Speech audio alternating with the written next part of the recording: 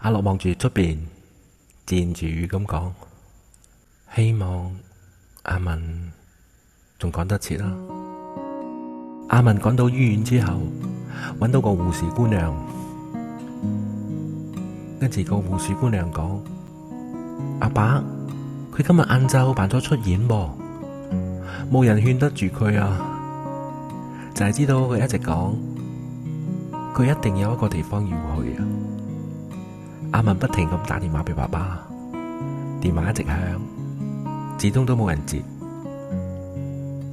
阿文突然之間諗起爸爸20年前每一年生日日記入邊都會寫一句：今晚又去咗嗰間便利店啊！阿文即刻趕返去便利店。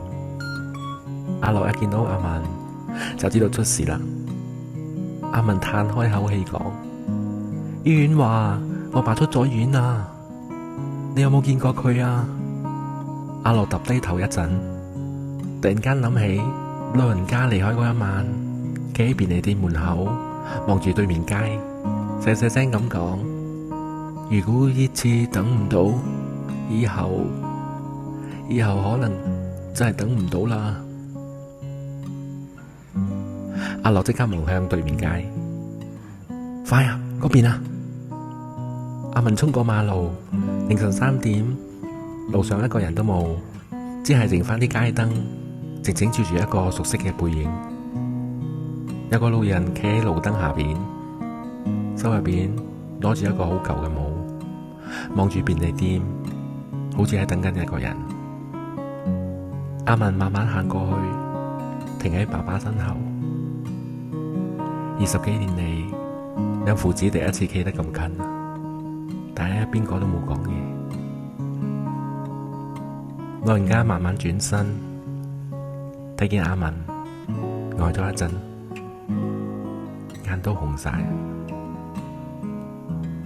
隔咗好耐，先笑字咁講：你返嚟啦。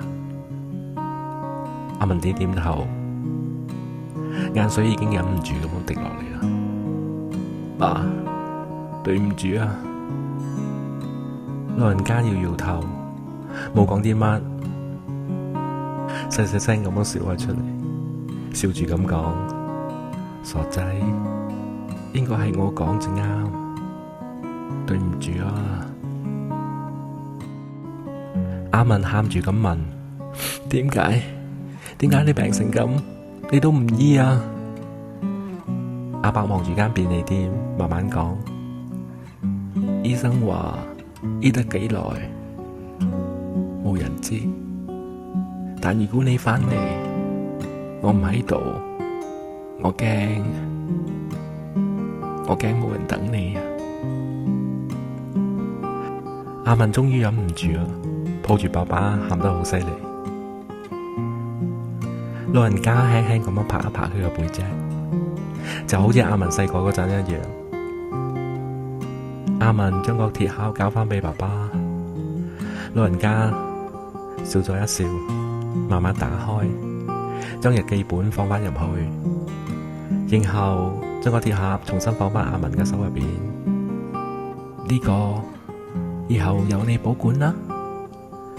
阿文呆住，點解啊？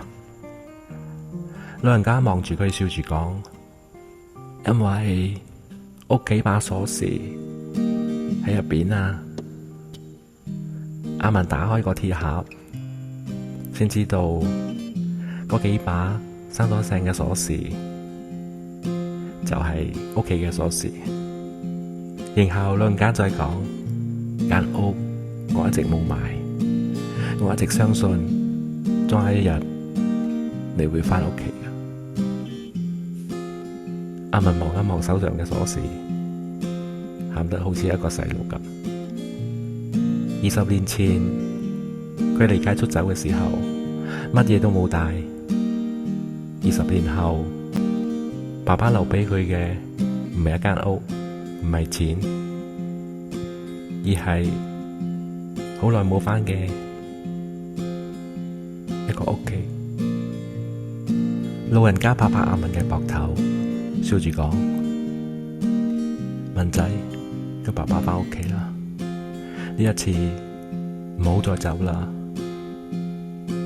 鏡頭慢慢翻返便利店，阿樂企喺門口望住佢哋兩父子慢慢咁離開，笑咗笑，自言自語：原來有啲寄存唔係等人返嚟咯，係等一個人願意返屋企。